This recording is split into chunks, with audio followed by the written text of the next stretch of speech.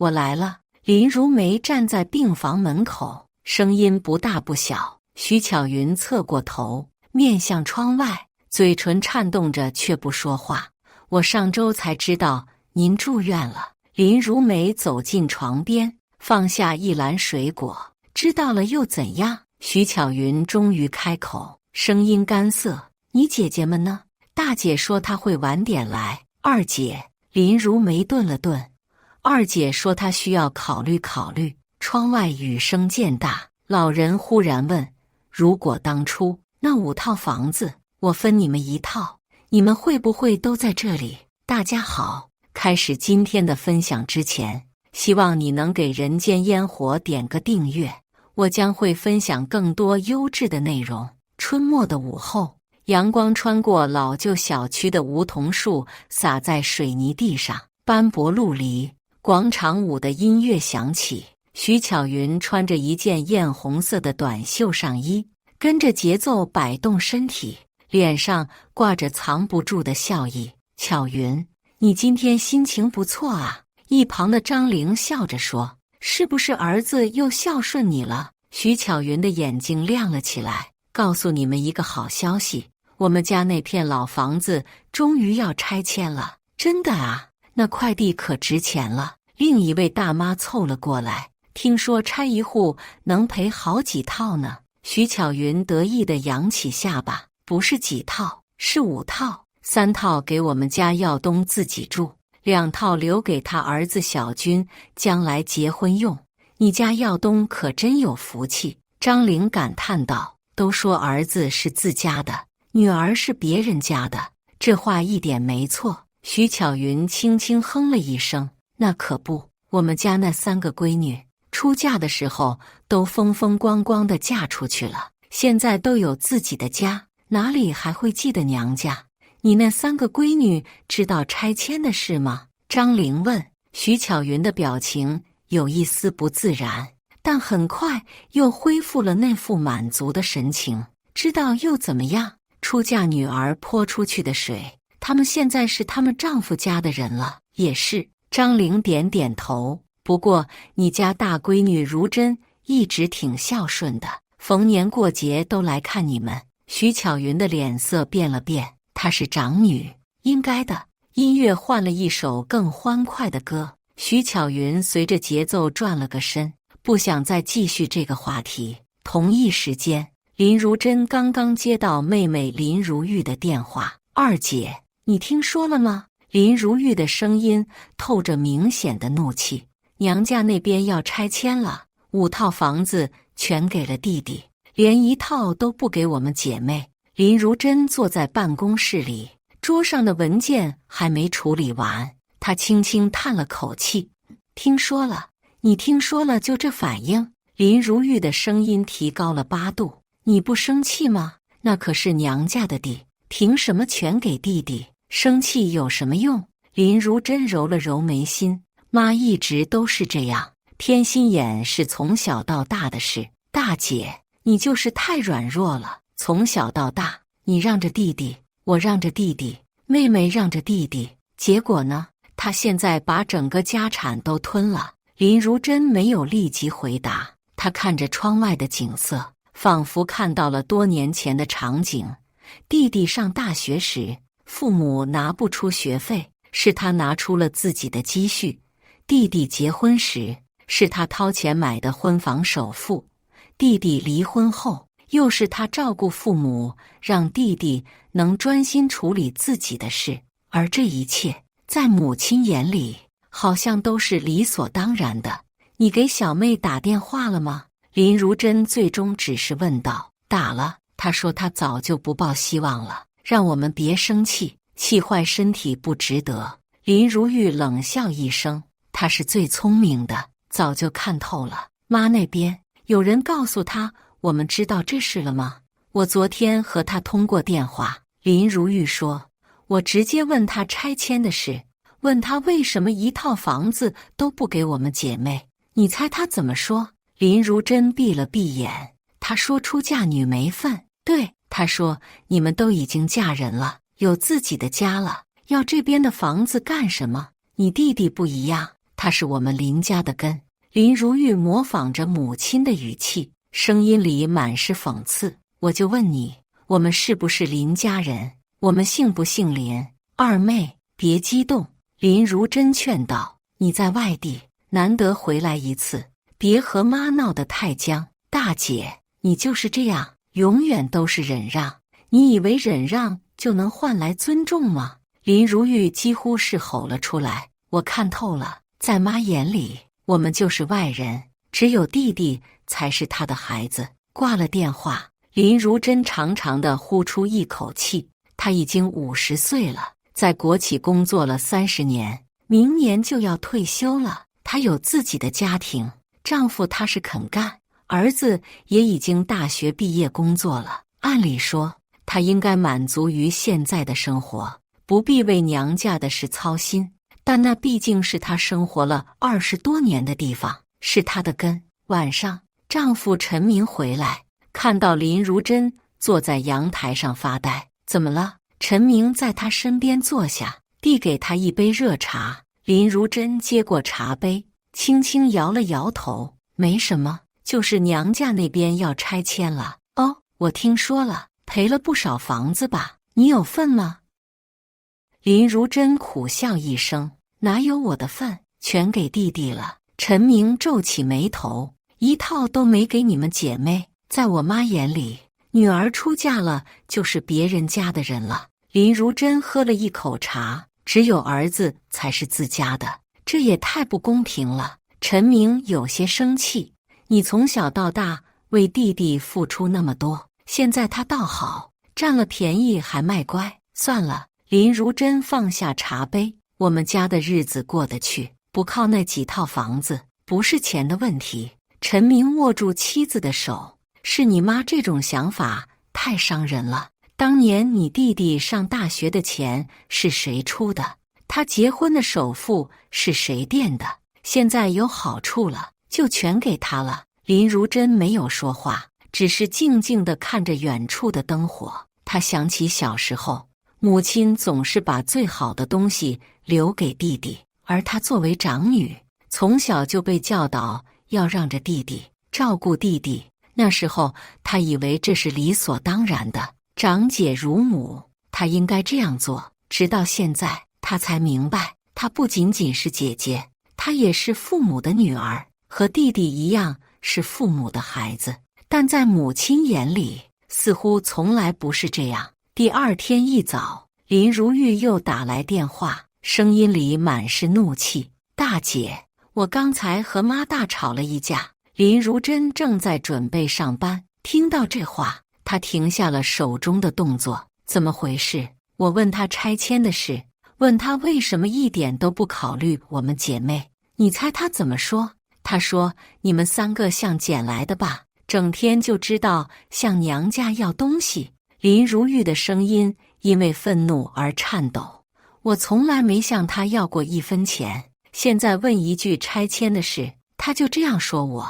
她气头上说的，别往心里去。林如珍安慰道，尽管她知道这样的话确实伤人。大姐，你别再替她开脱了。林如玉几乎是哭着说，我就问她一句，我们是不是亲生的？如果是，为什么这样对我们？林如珍沉默了一会儿，妈挂你电话了。对，她说我不孝顺，不尊重她的决定，然后就挂了。林如玉冷笑一声，我看我们姐妹在她心里就真的不是她亲生的。林如珍叹了口气，二妹，你冷静点，这事我去和妈谈谈，你先别打电话过去了，免得又吵起来。挂了电话，林如珍看了看时间，还来得及，先去趟娘家，再去上班。她拿起包出了门，徐巧云正在厨房里忙活，看到林如珍进来，脸色不太好看。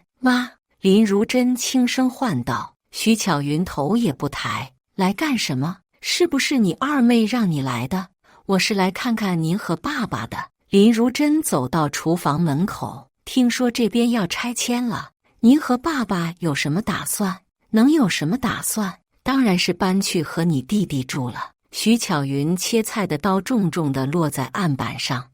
你弟弟离婚了，带着孩子多不容易，我和你爸过去帮他带带孩子，做做饭。林如珍点点头。那拆迁的房子都给弟弟了。徐巧云终于抬起头，眼神有些锐利。怎么，你也来要房子？我不是这个意思，妈。林如珍解释道，我是想问问您的想法，毕竟这是娘家的房子，我们姐妹3个从小在这里长大，多少有些感情。感情？徐巧云冷笑一声，你们有什么感情？一个个嫁了人就忘了娘家，现在听说拆迁了，才想起来这里是你们长大的地方。妈，您这话说的就不对了。林如珍忍不住反驳，我每个月都回来看您和爸爸，逢年过节也都来，从来没有忘记过娘家，那是你应该做的。徐巧云理所当然地说，你是长女，照顾父母是你的责任。林如珍深吸一口气，控制着自己的情绪。妈，我不是来和您争什么的，我只是觉得拆迁的房子，按理说我们姐妹也应该有份。徐巧云放下刀，转身面对林如珍，你听好了，这房子是你外公留给我的，我想怎么分就怎么分。你们姐妹3个都已经嫁人了，有自己的家了，不需要这边的房子。你弟弟不一样，他是我们林家的根，以后还要传宗接代，当然要多给他一些。妈，这种想法太老套了。林如珍无奈地说，现在都什么年代了，女儿和儿子是一样的，在我这里不一样。徐巧云提高了声音，女儿总归是要嫁人的，嫁出去的女儿泼出去的水，你们现在是你们丈夫家的人了，跟娘家还争什么？林如珍不知道该说什么好，她看着眼前这个熟悉又陌生的母亲，心里涌起一股难以名状的悲哀。妈，您真的是这么想的吗？我们在您心里，就因为嫁人了，就不再是您的女儿了？徐巧云转过身去，继续切菜。你别在这里说这些没用的，房子的事已经定了，都登记在你弟弟名下了，没什么好商量的。林如珍站在那里，看着母亲的背影，突然觉得无比疲惫。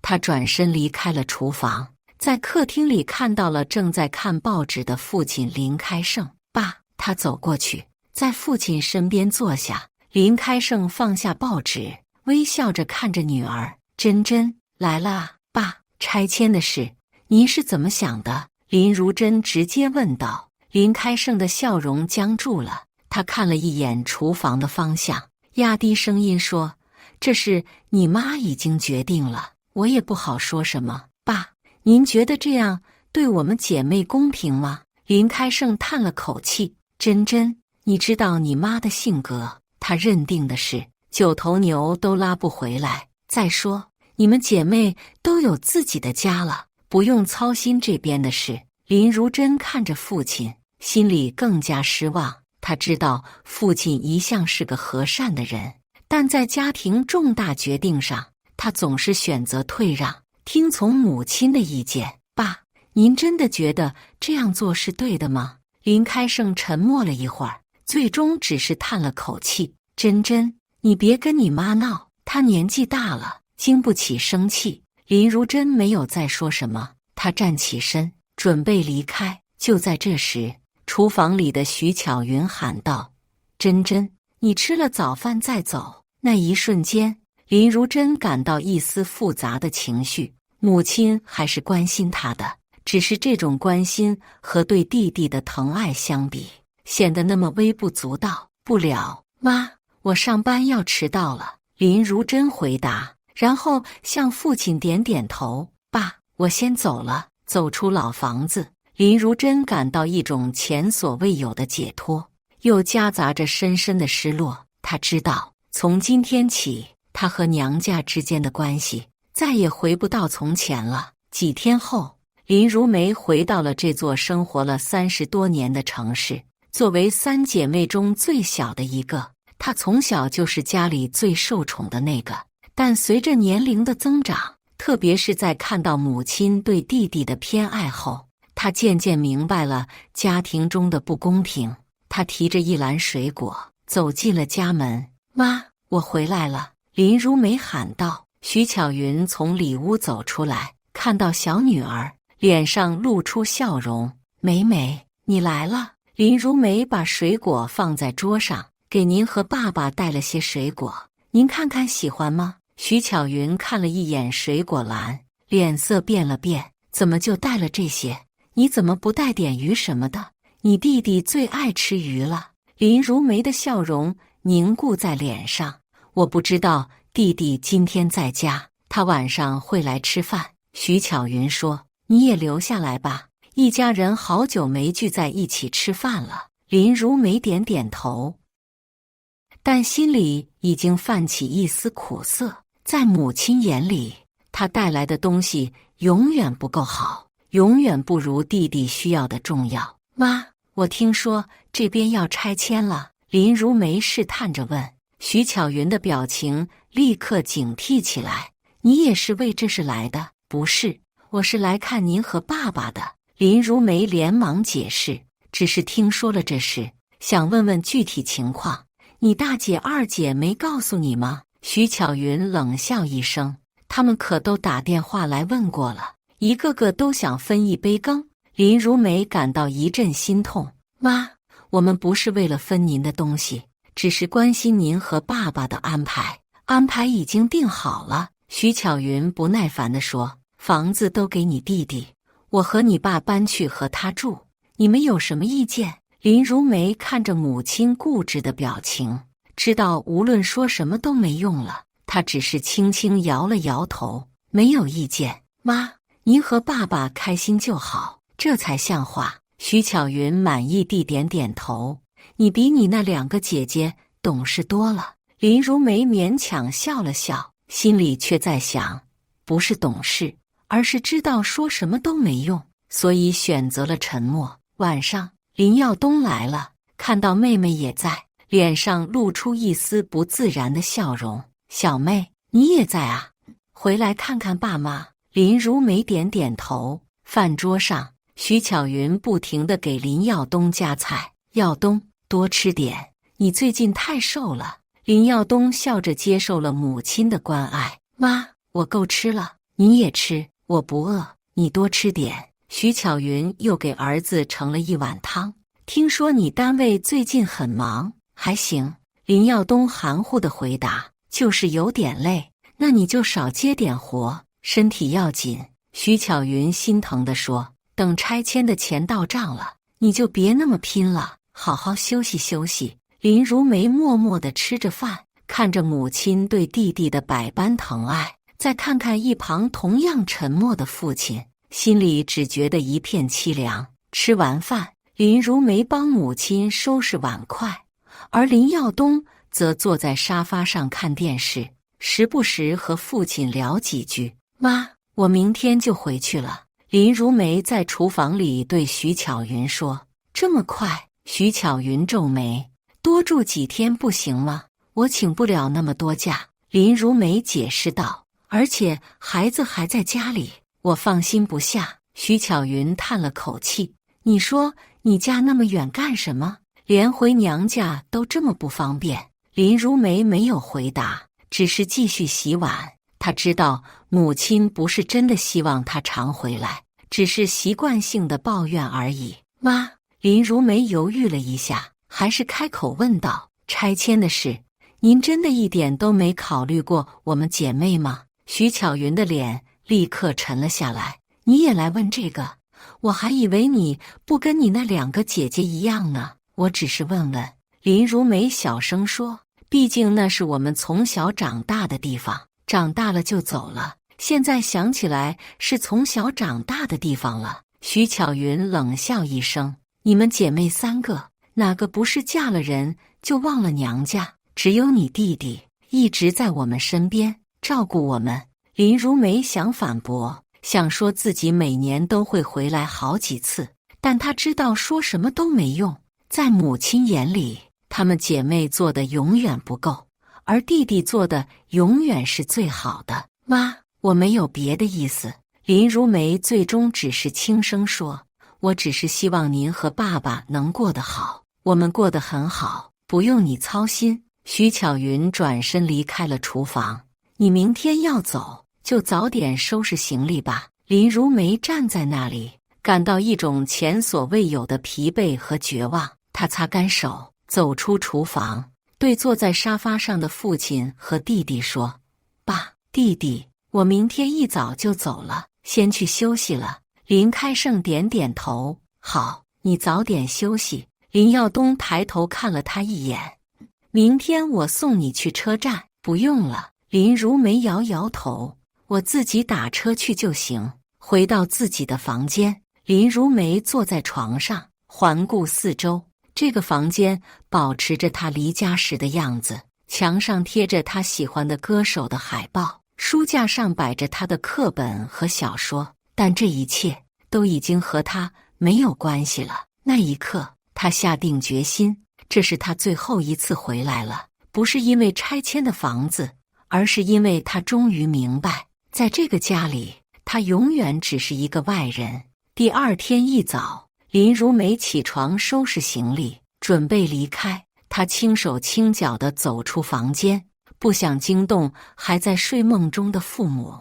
但徐巧云已经起来了，正在厨房里忙活。“妈，我走了。”林如梅站在厨房门口说。徐巧云回头看了她一眼：“吃了早饭再走。”“不用了，我赶时间。”林如梅摇摇头。徐巧云放下手中的活，走到林如梅面前，从口袋里掏出一叠钱：“拿着，路上用。”林如梅没有接。“妈，我不缺钱，您留着自己用吧。”“拿着。”徐巧云坚持道：“你是我女儿，我还不能给你点钱。”林如梅犹豫了一下，最终还是接过了钱。“谢谢妈。”就在这时，林开胜也起来了，看到女儿准备离开，连忙说：“梅梅，等一下，我送你去车站。”“不用了，爸，我自己去就行。”林如梅说：“我送你。”林开胜坚持道，然后转向徐巧云：“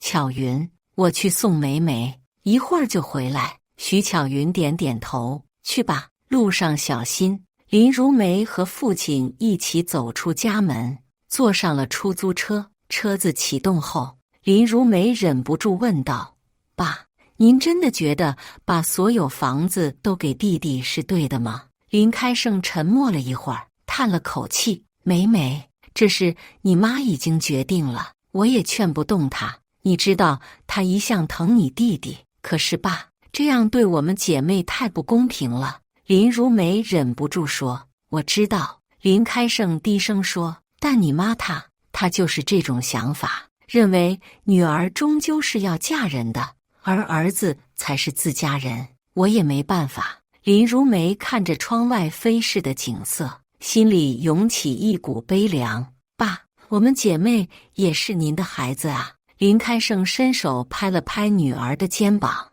眼中含着泪水：“梅梅，爸爸知道，爸爸心里你们姐弟4个都是一样的，但是您从来不站出来为我们说话。”林如梅的声音有些哽咽。林开胜低下头：“爸爸这辈子就这样，没什么出息，在家里也没什么地位。你妈她性格强势，我斗不过她。”林如梅不再说话，她知道父亲一辈子都是这样，温和退让，从不与母亲争执。这或许是他们家庭和睦的原因，但也是造成现在这种不公平局面的原因之一。到了车站，林如梅下了车，转身对父亲说：“爸，您回去吧，别送了。”林开胜点点头，犹豫了一下，从口袋里掏出一个信封：“梅梅，这是爸爸给你的，你拿着。”林如梅接过信封，打开一看，里面是一沓钱。“爸，这拿着吧。”林开胜打断他：“这是爸爸的一点心意。我知道拆迁的事对你们姐妹不公平，但爸爸实在没办法改变你妈的决定。这点钱不算什么，但至少是爸爸能做的。”林如梅的眼泪终于落了下来，她紧紧抱住父亲：“爸，我不在乎那些房子，我只是希望您和妈能把我们姐妹也当成自己的孩子。林开胜拍着女儿的背，声音哽咽：爸爸知道，爸爸知道，你们永远都是爸爸的好女儿。林如梅擦干眼泪，对父亲挥了挥手：爸，您回去吧，路上小心。看着父亲离去的背影，林如梅站在那里，心里做了一个决定：从今天起，她不会再主动回这个家了。不是因为钱，而是因为她终于明白，有些伤害不是金钱能弥补的。拆迁的事情很快就尘埃落定了，5套房子全部登记在林耀东的名下。徐巧云和林开胜搬去了和儿子同住的新楼，这一切都在林家3姐妹的预料之中。但他们没想到的是，某天各自收到了一封请柬，那是父母即将举办的金婚宴请帖。林如珍拿到请帖时，正在办公室准备退休交接的文件，信封上是母亲熟悉的字迹，打开一看，是一张精美的请柬，上面写着：敬邀长女林如珍携家人出席林开胜、徐巧云金婚庆典，时间程月程日，地点程酒店。请柬的最后还有一行母亲亲笔写的话：务必准时到场，要穿得体面些。林如珍看着这行字，不知道该笑还是该哭，这哪里是邀请，分明是命令。在拆迁的风波后，母亲居然还能若无其事地要求她出席金婚宴，好像什么都没发生过一样。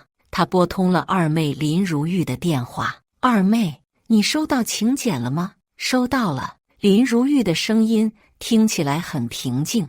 你准备去吗？林如珍沉默了一会儿：我还在考虑。考虑什么？林如玉冷笑一声：拆迁的5套房子1套不给我们，现在办金婚宴了，又要我们去捧场，装出一家和睦的样子给外人看。毕竟是爸妈的金婚宴。林如珍犹豫着说：不去的话不太好。大姐，你还是那么软弱。林如玉叹了口气：我是不会去的，那种场合我去了只会尴尬，妈肯定会在那里炫耀她的好儿子、好孙子，而我们姐妹就是陪衬。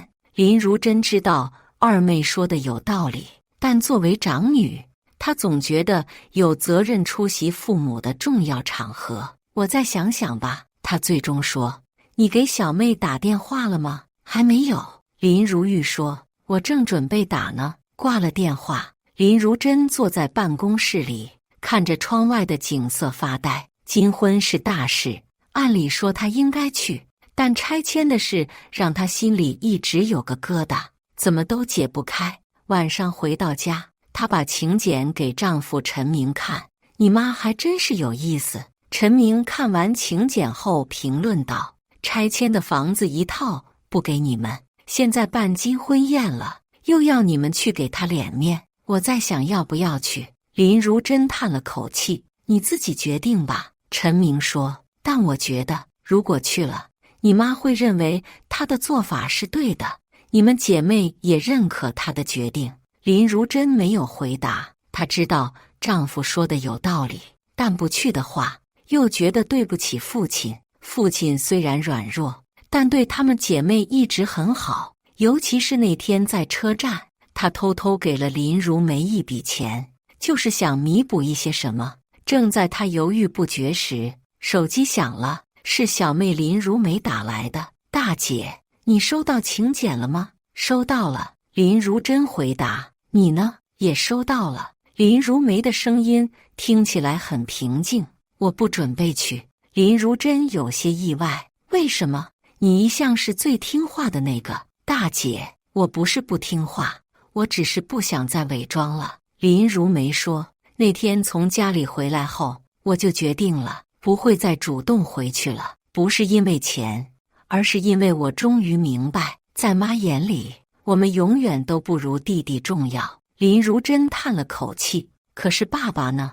这是他们的金婚宴，他会失望的，爸爸会理解的。林如梅说，他知道妈妈的做法伤害了我们。再说去了又能怎样？妈还是会在那里炫耀她的好儿子，而我们就是陪衬。林如珍不得不承认，小妹说的都是事实，但作为长女，她还是觉得有责任去参加。我再考虑考虑吧，她最终说。大姐，你总是这样。林如梅的声音带着一丝无奈，为什么你就不能为自己做一次决定呢？这句话如同一把刀，刺进了林如珍的心里。是啊，为什么她总是考虑别人的感受，却从不考虑自己的感受？为什么她总是为了家庭和谐而委屈自己？小妹，你说的对。林如珍深吸一口气，我决定了，我也不去。真的？林如梅有些惊讶。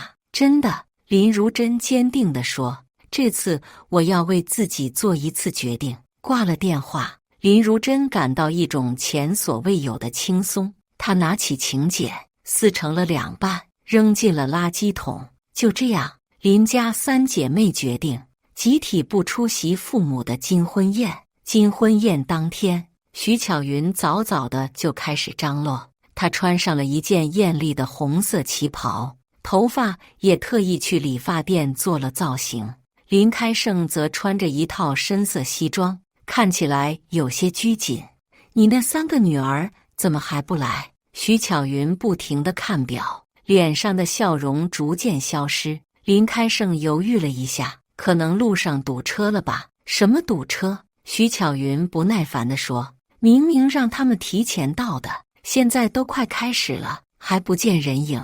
林耀东走过来，妈，别急，可能他们真的堵车了，要不我打个电话问问？你打吧。徐巧云点点头，然后转向林开胜，你说他们会不会是故意的？就因为拆迁的事？林开胜没有回答，只是低下了头。他隐约猜到了女儿们的决定，但不敢说出来，怕惹妻子生气。林耀东拿出手机，先拨通了林如珍的号码。电话响了很久，没人接。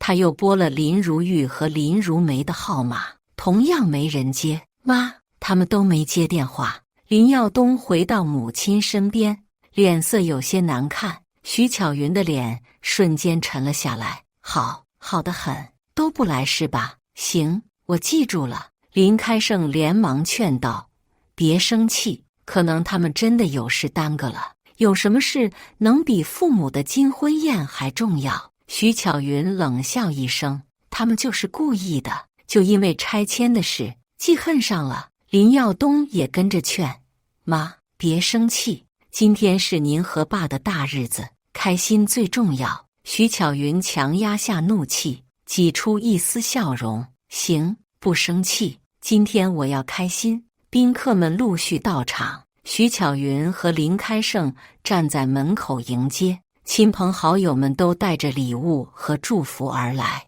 场面很是热闹。巧云，恭喜啊，金婚了！张玲一进门就给了徐巧云一个大大的拥抱。谢谢，谢谢。徐巧云笑着回应，但眼神却不时瞟向门口，似乎在期待什么。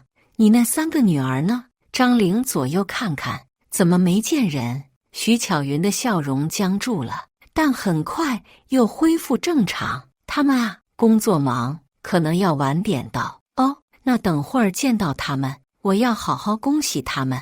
张玲说，你们一家真是有福气，3个女儿都那么出息，还有个孝顺的儿子。徐巧云勉强点点头，心里却翻腾着怒火。女儿们居然真的不来，这是在打她的脸啊！宴席开始了，宾客们落座，觥筹交错，气氛热烈。但徐巧云的心思根本不在宴席上，她的眼睛不停地看向门口，希望女儿们能在最后一刻出现。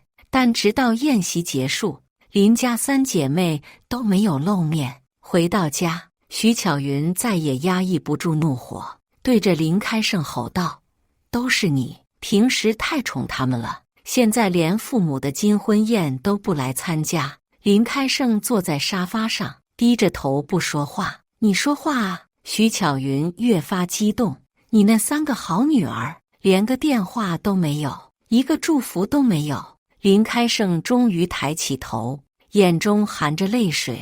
巧云，你有没有想过，他们为什么不来？为什么？不就是因为拆迁的事吗？徐巧云冷笑一声，他们眼里只有钱，不是因为钱。林开胜轻声说，是因为你的态度，你一直以来都偏心耀东，把所有的好处都给他，对女儿们却吝啬得很，他们心里有怨气，是正常的。什么偏心？我哪里偏心了？徐巧云提高了声音，我对他们已经够好了，从小到大，吃的穿的用的，我什么时候亏待过他们？巧云，给孩子吃穿用度是父母的责任，不是恩赐。林开胜叹了口气，而且你对耀东和对女儿们态度上是完全不一样的。当然不一样，徐巧云理直气壮地说，耀东是儿子，是我们林家的根，女儿迟早要嫁人的，嫁出去就是别人家的人了。林开胜摇摇头，不再说话。他知道，无论说什么，都改变不了妻子的想法。这种根深蒂固的观念已经伴随他一生了。夜深了，徐巧云躺在床上，怎么也睡不着。他想起了那些年，女儿们还小的时候，家里虽然穷，但也其乐融融。真真懂事，总是帮他照顾弟弟妹妹。如玉虽然嘴快，但心地善良。如梅更是乖巧，从不让他操心。但现在女儿们都不来参加他的金婚宴了，这个认知让徐巧云感到一阵刺痛。但他很快又给自己找了理由，都是因为钱，都是因为拆迁的房子。女儿们心太冷了，只认钱不认亲。另一边，林如珍躺在床上，同样辗转反侧。她知道今天的决定可能会彻底改变她和父母之间的关系，但她不后悔，因为这是她第一次为自己做决定，而不是为了取悦别人。她拿起手机看了看通话记录，上面显示有3个未接来电，都是弟弟打来的。她犹豫了一下，还是没有回拨。她知道，如果回拨了，弟弟一定会责备他没有参加金婚宴，而他不想解释，也不想辩解。这一夜，林家的每个人都睡得不安稳，但没有人知道，这只是风暴的开始。3个月后的一个深夜，林如珍家的门铃突然响起，她披上外套，走到门前，透过猫眼看到了一个熟悉的身影，是弟弟林耀东。打开门，林如珍有些惊讶，这么晚了，有什么事吗？林耀东站在门口，脸色憔悴，眼睛红肿，看起来像是哭过。姐，我撑不下去了。林如珍虽然心中还有怨气，但看到弟弟这副模样，还是让他进了门。怎么了？出什么事了？林耀东一进门就瘫坐在沙发上，整个人看起来筋疲力尽。姐，我真的不知道该怎么办了。林如珍倒了杯水给他，慢慢说，到底怎么了？林耀东双手捧着水杯，手微微颤抖。小军最近染上网贷了，欠了20多万，我还了一部分，但还有10多万没着落。小军才多大，怎么就借这么多钱？林如珍皱眉，他跟着一群狐朋狗友，整天打游戏买装备。林耀东苦笑一声，我也管不住他。林如珍叹了口气，除了这个还有什么事？妈前段时间摔了一跤，住院了。林耀东的声音更加低沉，医药费也不少。最要命的是，拆迁的房产证到现在还办不下来，开发商那边一直在拖，我手头的钱全用来应付这些事了，现在连生活费都成问题了。林如珍看着眼前这个曾经被母亲捧在手心的弟弟，心中五味杂陈。她想起了那5套房子，想起了金婚宴的请柬，想起了母亲对她们姐妹的冷淡，但她又想起了小时候，弟弟还是个懵懂的孩子，跟在她身后喊姐姐的样子。妈现在在哪家医院？林如珍最终问道。是中心医院。林耀东回答。已经住了2周了，情况不太好。爸呢？爸每天在医院照顾妈。林耀东叹了口气，他这2个月也老了很多。林如珍站起身，走到窗前，看着夜色中的城市，思绪万千。他和父母、弟弟已经3个月没有联系了。自从金婚宴那天起，他本以为这种疏远会一直持续下去，但现在弟弟突然出现在他家门口，带来了这样的消息。姐，我知道你们姐妹对拆迁的事有意见。林耀东低声说，但现在妈病了，她很想见你们。林如珍转过身，看着弟弟，妈真的说想见我们。林耀东避开了姐姐的眼神，他没明说，但我知道他心里是想的。林如珍苦笑一声，你还是老样子，不会撒谎。林耀东低下头，姐，我真的不知道该怎么办了。爸整天守在医院，我要工作，要照顾小军，还要应付各种债务，我一个人真的撑不下去了。林如珍走回沙发，坐在弟弟对面。耀东，你来找我，具体想让我做什么？林耀东犹豫了一下，我希望你能去看看妈，也许你们姐妹轮流照顾一下，让爸能休息休息。至于其他的，我不敢奢望。林如珍沉默了一会儿，我明天去医院看看，但我不能保证二妹和小妹会怎么想，这事我得跟他们商量。林耀东点点头，眼中闪过一丝希望。谢谢姐，真的谢谢你。送走弟弟后，林如珍站在窗前，看着弟弟孤独的背影消失在夜色中。她拿起手机，拨通了二妹林如玉的电话。大姐，这么晚打电话，有事吗？林如玉的声音听起来有些惊讶。林如珍把弟弟来访的事情告诉了她，包括母亲住院的消息。妈住院了。林如玉的声音变了调。什么时候的事？据说已经2周了。林如珍回答。弟弟说情况不太好。林如玉沉默了一会儿，他们怎么不早说？可能是因为金婚宴那天的事吧。林如珍叹了口气，大家都有些拉不下脸。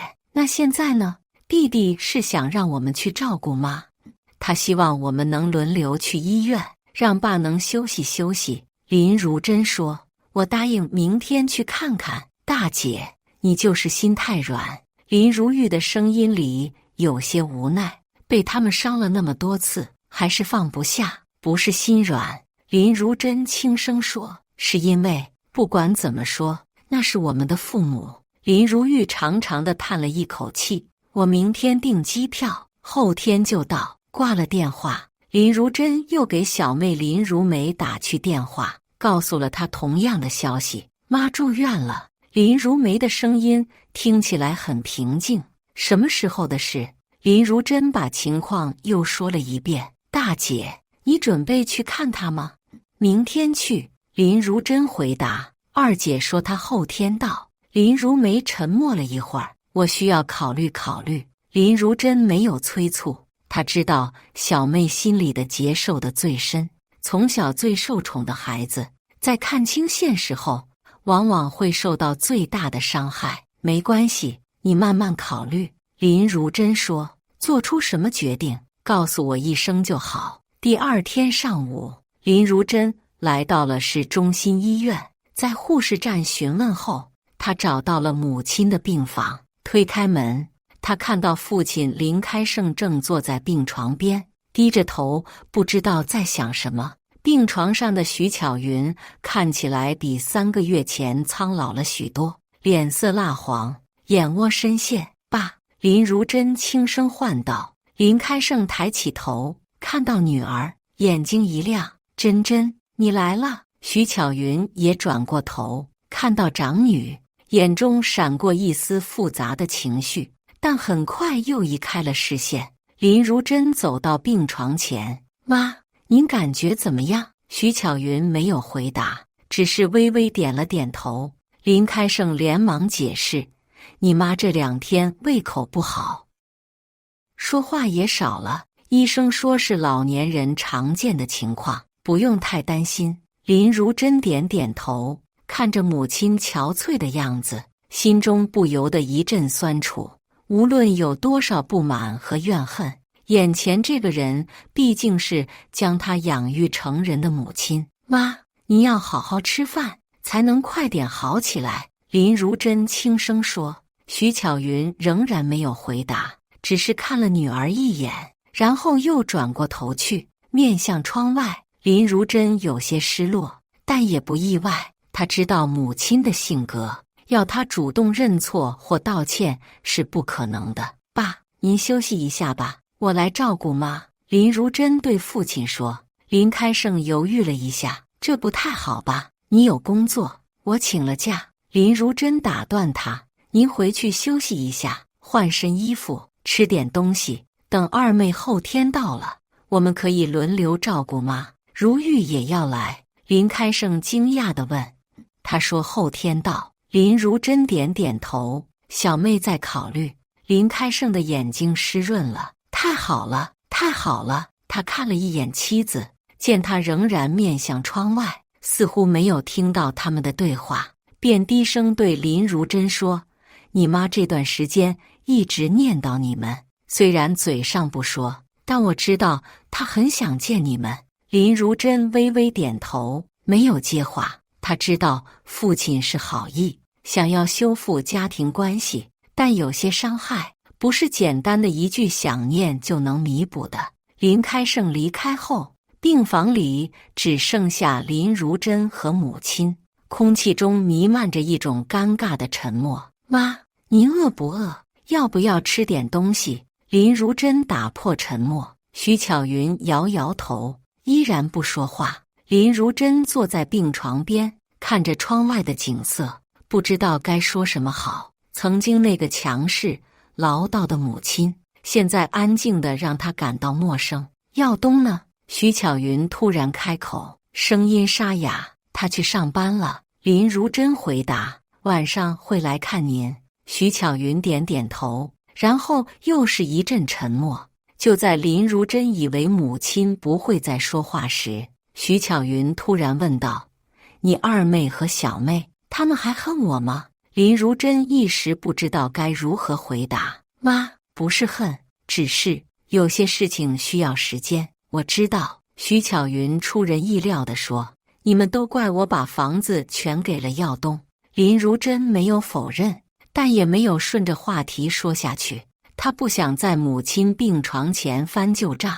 二妹后天会来。林如珍只是说：“小妹还在考虑。”徐巧云点点头，不再说话。但林如珍注意到母亲的眼角有一滴泪水滑落。下午，林耀东来到医院，看到姐姐守在母亲床边，脸上露出一丝欣慰。“姐，你来了。”他走到林如珍身边，低声说：“妈今天怎么样？”“还行。”林如珍回答。“中午吃了一点粥。”“太好了。”林耀东松了一口气。这2天他几乎什么都不吃。林如珍看着弟弟憔悴的样子，忍不住问：“你最近怎么样？”林耀东苦笑一声：“还能怎么样？一团糟。拆迁的房产证迟迟办不下来，开发商那边推3阻4的，小军的网贷还在催债，我已经东挪西凑还了一部分，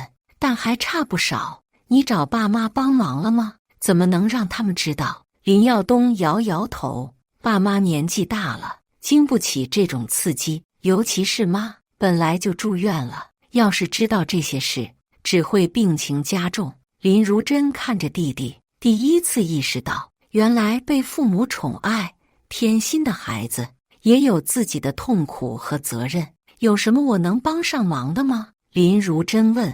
林耀东摇摇头：“你能来看妈，我已经很感激了。其他的事，我自己想办法。”就在这时，徐巧云醒了过来，看到儿子，眼睛一亮：“耀东，你来了。”林耀东立刻走到母亲床边，握住她的手：“妈，您感觉怎么样？好多了。徐巧云的声音虽然虚弱，但比对林如真时要有精神多了。你姐姐来了，我心里踏实。林耀东看了姐姐一眼，然后对母亲说：“妈，二姐后天也要来。”徐巧云的眼睛亮了亮：“真的吗？”“真的。”林耀东点点头，然后小心翼翼地问：“妈，您想见他们吗？”徐巧云沉默了一会儿，最终点点头，想。这一刻，林如真看到了母亲眼中的脆弱和期待，这是她从未见过的。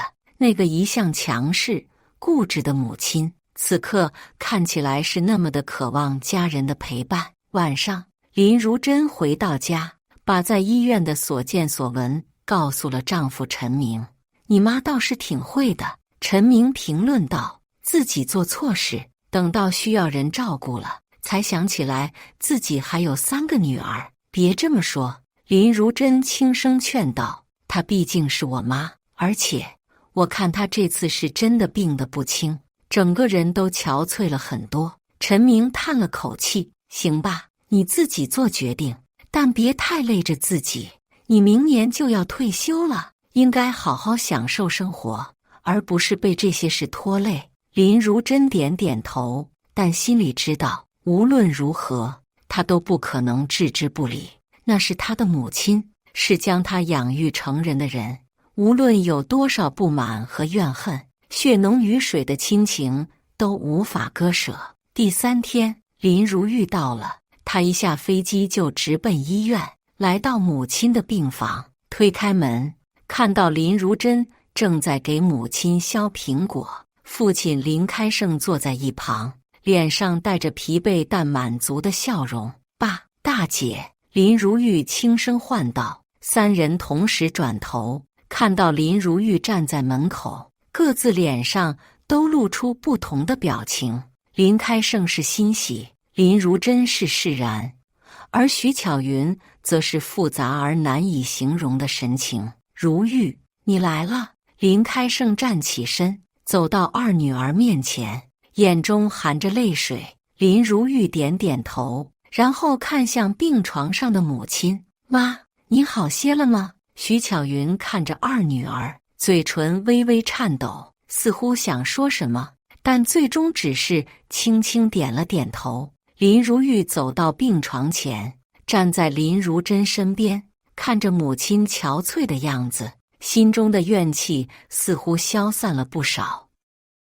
但他还是忍不住问：“妈，您怎么不早点告诉我们您住院了？”徐巧云低下头，没有回答。林开胜连忙解释：“你妈不想麻烦你们，说你们都有自己的家庭，不用为她操心。”林如玉冷笑一声：“是啊，我们都是出嫁女，早就不是林家人了，哪有资格为林家的事操心呢？”如玉，林如真轻声呵斥，示意她看看母亲的脸色。林如玉这才注意到，母亲的眼角有泪水滑落。这个一向强势、从不示弱的女人，此刻看起来是那么的脆弱和无助。林如玉的心软了下来，她走到母亲床边，伸手擦去母亲脸上的泪水。“妈，您别哭，我不是那个意思。”徐巧云抓住2女儿的手，声音哽咽：“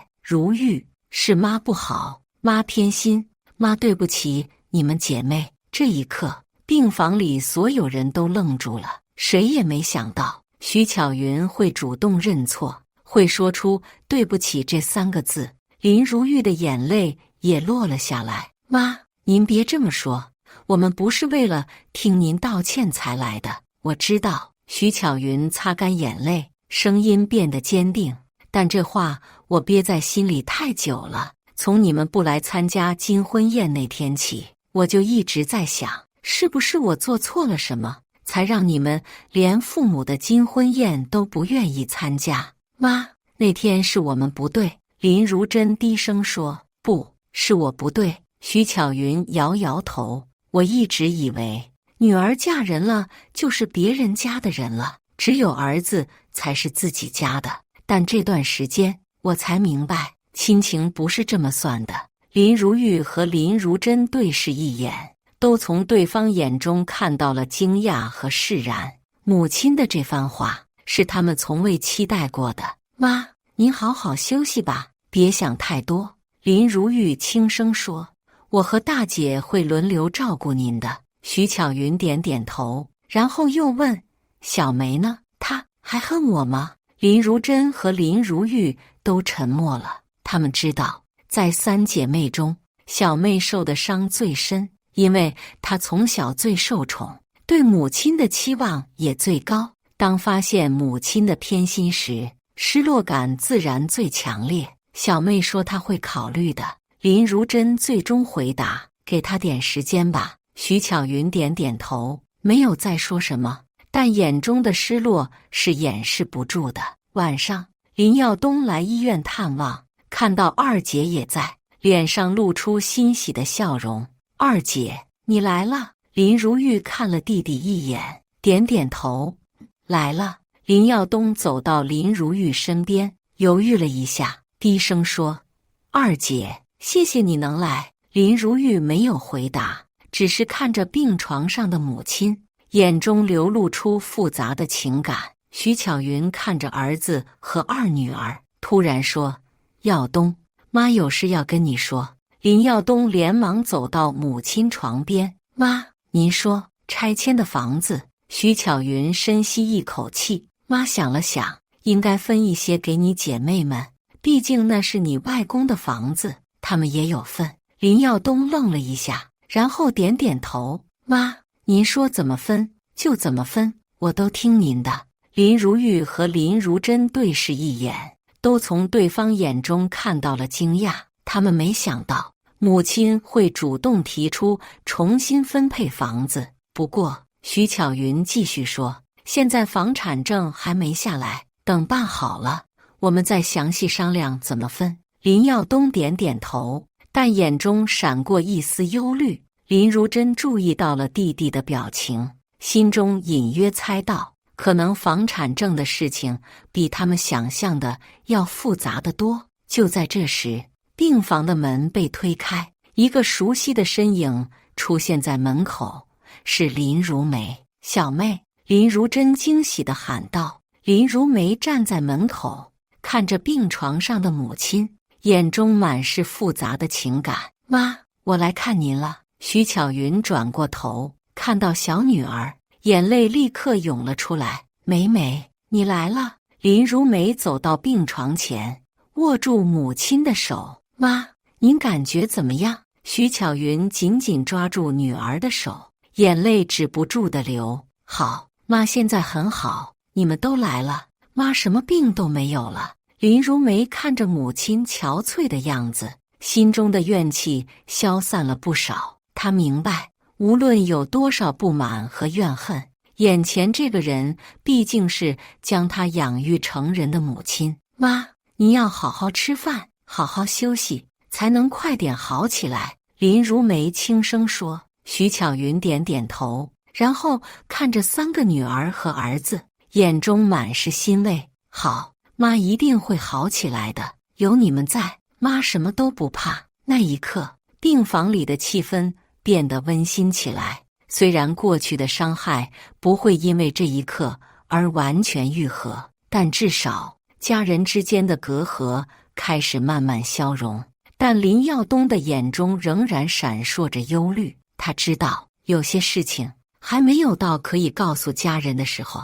拆迁的房产证迟迟办不下来，背后隐藏着他不敢说出口的真相。接下来的日子里，林家三姐妹轮流照顾母亲，林如珍负责白天，林如玉负责傍晚，林如梅则在晚上陪床。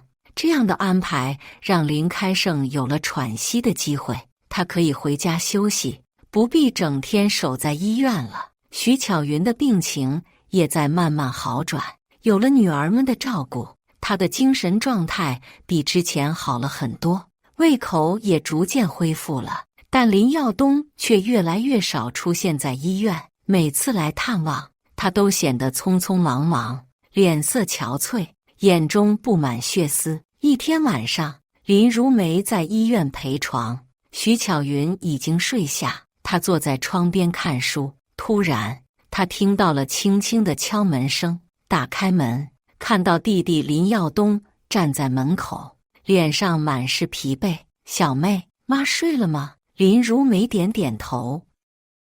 刚睡下，有什么事吗？没什么。林耀东摇摇头，就是来看看妈。林如梅注意到弟弟的脸色很差，忍不住问：你还好吗？看起来很累。林耀东勉强笑了笑：还行，就是最近事情多。是拆迁的事吗？林如梅试探着问。林耀东的表情变了变，但很快又恢复了平静。有点麻烦，但会解决的。林如梅没有追问，她知道弟弟不会轻易说出实情，但她能感觉到弟弟身上的压力比他表现出来的要大得多。大姐和二姐问起你好几次了，林如梅说，他们说你很少来医院，是不是有什么事？林耀东低下头，我只是太忙了，工作上的事，还有小军的学校。弟弟，林如梅打断他，我们是姐妹，有什么事可以一起商量。林耀东抬起头，看着妹妹，眼中闪过一丝犹豫，但最终摇了摇头，没什么大事，我能处理，你们照顾好妈就行了。林如梅知道弟弟不会说实话，但也不好强求，她只是点点头，有需要帮忙的地方就说一声。林耀东感激地看了妹妹一眼，然后转身离开了。第二天，林如珍来接班，林如梅把昨晚弟弟来访的事情告诉了她。我也觉得弟弟有事瞒着我们。林如珍皱眉道，每次见到他，他都心不在焉的，像是有什么心事。你觉得是什么事？林如梅问。不知道。林如珍摇摇头，但肯定和拆迁有关。之前他说房产证办不下来，可能真的遇到什么麻烦了。就在这时，徐巧云醒了过来，看到两个女儿在病床边交谈，微微一笑，你们姐妹感情真好。林如珍和林如梅对视一眼，都从对方眼中看到了一丝复杂的情感。这句话从母亲口中说出来，带着一种莫名的讽刺意味，因为在她的偏心下，姐妹之间的感情本该受到影响，但事实上，正是这种共同的经历，让她们姐妹之间的感情更加牢固。妈，您今天感觉怎么样？林如珍转移话题，好多了。徐巧云点点头，有你们在，我心里踏实。林如梅看着母亲，突然问道：妈，您知道弟弟最近在忙什么吗？徐巧云的表情变了变，她说是工作忙，具体什么事我也不清楚。怎么了？没什么。林如梅摇摇头，就是感觉他最近很少来医院，有点担心。徐巧云叹了口气，你弟弟从小就懂事，知道我们住院了，他就把所有事都扛在自己肩上了，工作，照顾小军，还要处理拆迁的事。拆迁的事很麻烦吗？林如珍问。徐巧云皱了皱眉，好像是有点麻烦。你弟弟说开发商那边一直在拖，房产证迟迟办不下来，具体什么情况他也没细说，可能是怕我们担心。林如珍和林如梅对视一眼，心中都有了一些猜测，但他们知道真相可能比母亲说的要复杂得多。下午，林如玉来医院时，碰到了正准备离开的林耀东。弟弟，林如玉叫住他，等一下，我有话问你。林耀东停下脚步，转身看着二姐。二姐，什么事？拆迁的事到底怎么回事？林如玉开门见山地问。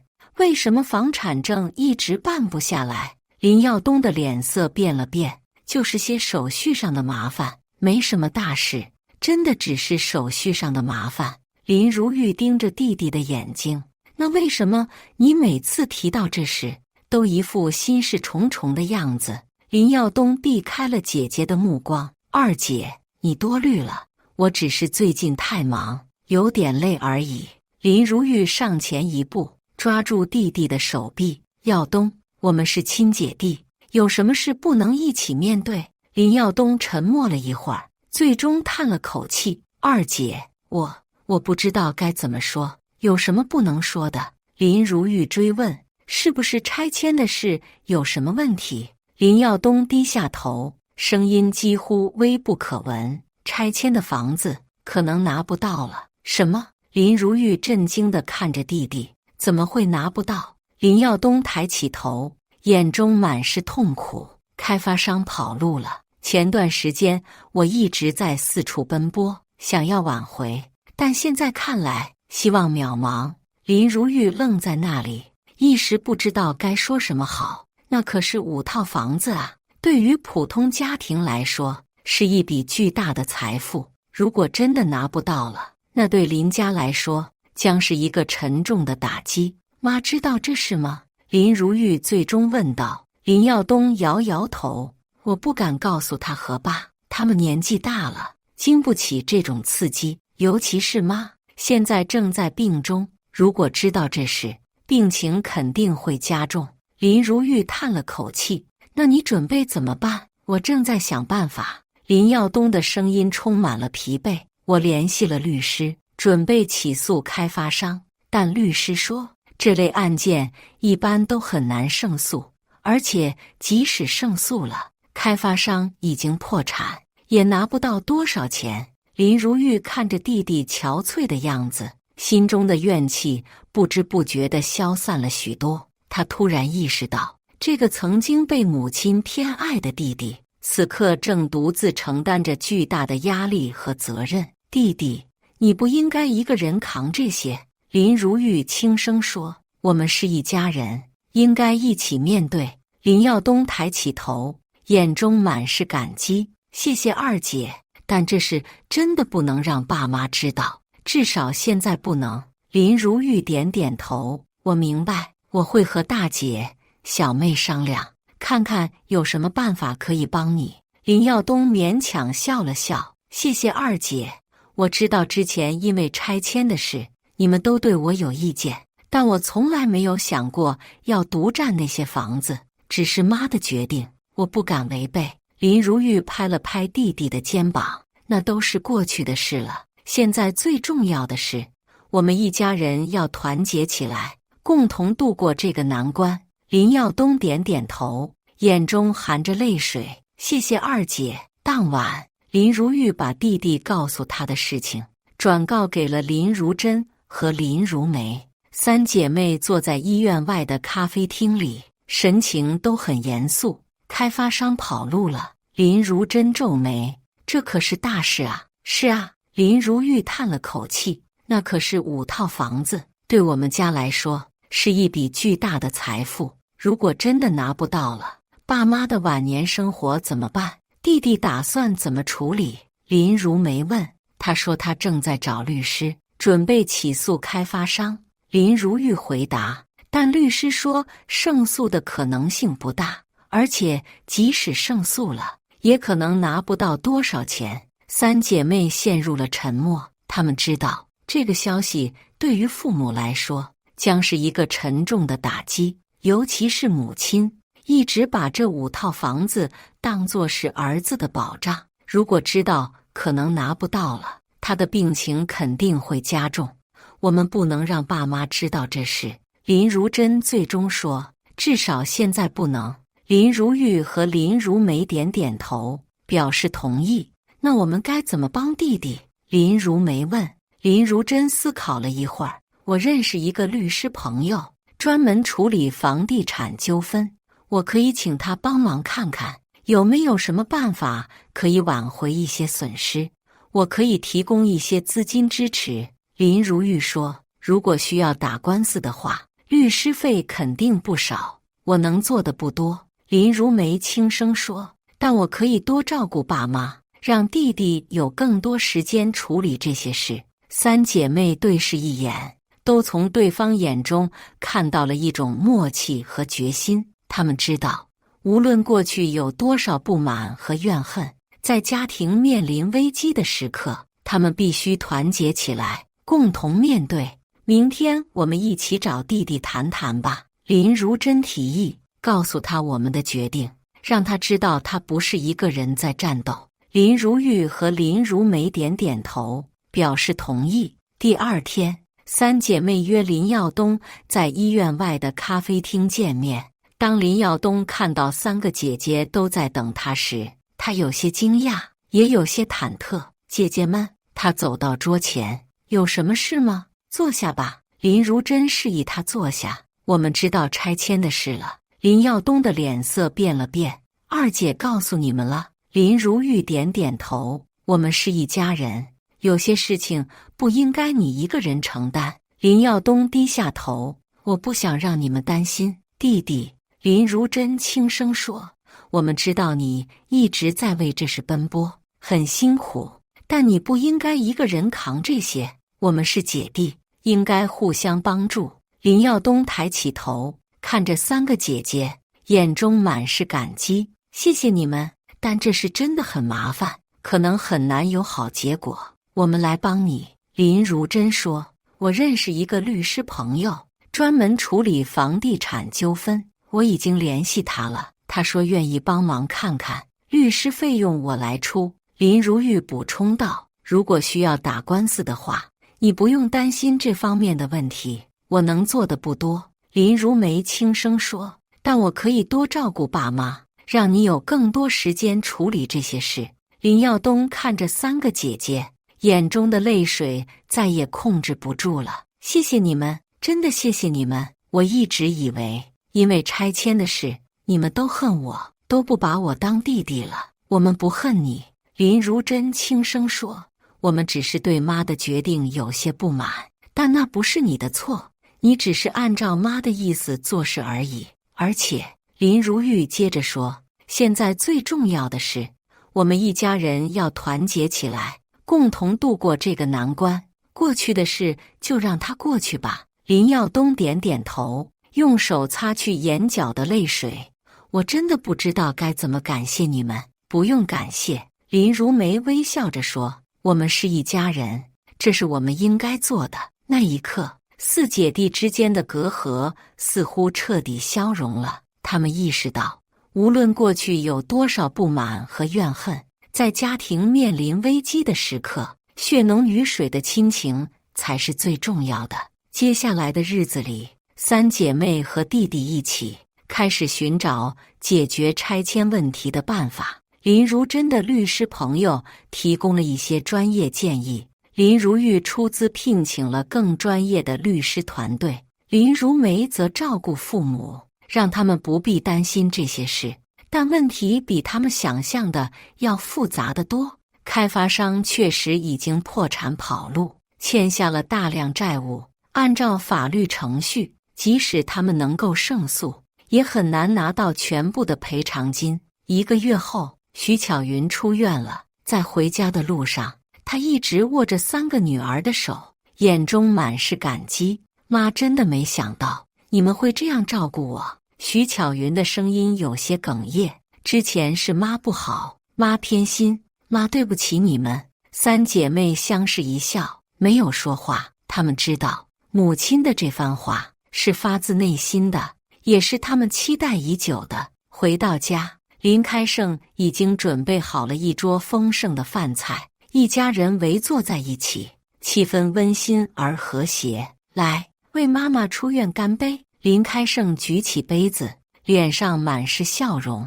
大家都举起杯子，相互碰杯，脸上洋溢着幸福的笑容。这一刻，过去的不愉快似乎都被抛到了脑后，只剩下家人之间的温暖和关爱。饭后，林耀东独自一人站在阳台上，看着远处的夜景发呆。林如梅走过来，站在他身边，在想什么？林如梅轻声问。林耀东回过神来，看了妹妹一眼，在想，如果当初妈把房子分给我们4个人，现在的结局是不是会不一样？林如梅沉默了一会儿，可能会不一样，也可能不会。命运有时候很奇妙，我们永远不知道下一步会发生什么。林耀东点点头，小妹，你知道吗？其实我一直很羡慕你们姐妹，羡慕我们。林如梅有些惊讶，为什么？因为你们很独立，很坚强。林耀东轻声说，而我从小就被妈宠着，什么事都有人帮我解决，结果长大后遇到问题就不知道该怎么办了。林如梅没有说话，只是静静地听着弟弟倾诉。这次拆迁的事，我真的不知道该怎么办。林耀东继续说，如果不是你们姐妹帮忙，我可能已经崩溃了。弟弟，林如梅轻声说，每个人都有自己的优点和缺点，你也有很多优点，比如孝顺、温和、为家人着想，这些都是很可贵的品质。林耀东笑了笑，谢谢小妹，以后我会更加努力，不会再让你们失望的。林如梅拍了拍弟弟的肩膀，我们是一家人，不用说这些。就在这时，林如珍走了过来，你们在这聊什么呢？没什么。林耀东摇摇头，就是在感谢小妹对我的帮助。林如珍笑了笑，对了，我有个好消息要告诉你们，我那个律师朋友说，虽然开发商破产了，但我们可以通过其他途径争取一部分赔偿，可能拿不到全部的5套房子，但至少能挽回一些损失。林耀东的眼睛亮了起来，真的吗？林如珍点点头，他说这需要一些时间，可能要打几个官司，但他有信心能帮我们争取到一定的赔偿。林耀东长长的舒了一口气，太好了，这样我就能对爸妈有个交代了。弟弟，林如珍看着他，你不必有太大的心理负担，这不是你的错，你已经尽力了。林耀东点点头，眼中含着泪水，谢谢姐姐。3人站在阳台上，看着远处的夜景，心中都充满了对未来的期待和希望。他们知道，无论遇到什么困难，只要一家人团结在一起，就没有什么问题是解决不了的。屋内，徐巧云坐在沙发上，看着阳台上的3个子女，脸上露出满足的笑容。他知道自己曾经犯下的错误已经得到了弥补，虽然失去了5套房子，但他收获了比房子更宝贵的东西，子女之间的和睦与亲情。林开胜在他身边坐下，握住他的手，看到孩子们这样，你心里是不是很高兴？徐巧云点点头，眼中含着泪水。是啊，我终于明白，房子没了可以再有，但亲情没了就真的没了。林开胜笑了笑，你能明白这个道理，我很高兴。徐巧云靠在丈夫肩上，看着阳台上的子女们，心中充满了幸福和满足。她知道，这才是真正的财富，是任何房子、任何金钱都无法比拟的。1周后，林如梅准备回家了。在临走前，她来到母亲的房间，想单独和母亲谈谈。妈，我来跟您道别。林如梅站在门口说。徐巧云正在整理衣物，听到女儿的声音，转过身来，这么快就要走了？林如梅点点头，孩子还在家等着我呢。徐巧云走到女儿面前，伸手抚摸着她的脸颊，妈知道你有自己的家庭，不能一直留在这里，但妈真的很感谢你这段时间的照顾。林如梅握住母亲的手，妈，我想问您一个问题。什么问题？如果当初那5套房子，您分我们姐妹1套，我们会不会都在这里？林如梅直视着母亲的眼睛。徐巧云愣了一下，然后低下头，可能会吧，但妈当时真的认为，女儿嫁人了就是别人家的人了，只有儿子才是自己家的。现在想想，真是愚蠢啊。林如梅看着母亲悔恨的表情，心中的怨气彻底消散了。妈，过去的事就让它过去吧，重要的是，现在我们一家人又团聚在一起了。徐巧云抬起头，眼中含着泪水。梅梅，妈对不起你们。林如梅摇摇头，妈，您不用道歉，我来看您，不是因为您是妈，而是因为我不想让自己后悔。”徐巧云点点头，理解了女儿的意思。她知道女儿的这句话既是一种宽恕，也是一种提醒。她已经原谅了母亲的偏心，但也不会忘记那段痛苦的经历。林如梅离开后，林如玉也准备回家了。她和母亲的谈话更加直接：“妈，我走了。”林如玉站在母亲面前说。徐巧云点点头：“路上小心。”林如玉犹豫了一下，然后说：“妈，我不恨您了，但我也不想再进那家门。”徐巧云愣了一下，然后理解了女儿的意思：“如玉，妈明白，妈不会再强求你什么了，只要你能偶尔给妈打个电话，妈就满足了。”林如玉看着母亲，眼中闪过一丝复杂的情感：“妈，我会的。”最后走的是林如珍。作为长女，她一直是家里的顶梁柱，是连接姐妹和父母的桥梁。“妈，我也要走了。”林如珍站在母亲面前说。徐巧云看着大女儿，眼中满是不舍：“珍珍，你一直是妈最依赖的孩子，可妈却给了你最多的伤害。”林如珍摇摇头：“妈，那都是过去的事了，重要的是现在我们一家人又团聚在一起了。”徐巧云握住女儿的手：“珍珍，你还会回来吗？”林如珍看着母亲，轻声说：“我会的，妈，但不是因为我是长女，而是因为我想看到您和爸好好的。”徐巧云理解了女儿的意思，点点头：“妈明白了，妈不会再强求你什么了。”送走了3个女儿，徐巧云坐在窗前，看着外面的景色发呆。林开胜走过来，在他身边坐下：“在想什么？”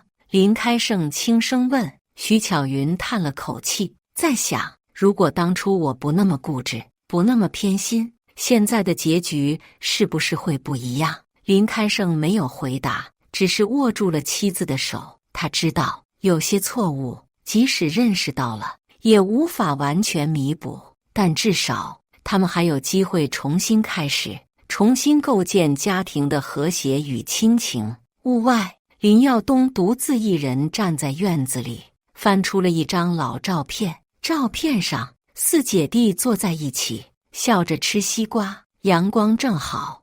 那是他们童年时的一个夏天，一切都那么单纯，那么美好。看着照片，林耀东的眼泪不自觉地流了下来。他知道那个无忧无虑的时光已经一去不复返了，但他也明白，只要一家人团结在一起，未来依然充满希望。他抬头看着天空，心中暗暗发誓，无论遇到什么困难，他都会努力保护这个家，不会再让亲情因为外界的诱惑而破裂。因为他终于明白，真正的财富不是房子，不是金钱，而是彼此之间的理解、支持与爱。远处，夕阳西下，晚霞满天，一切都是那么美好，那么令人期待。以上就是今天分享的故事。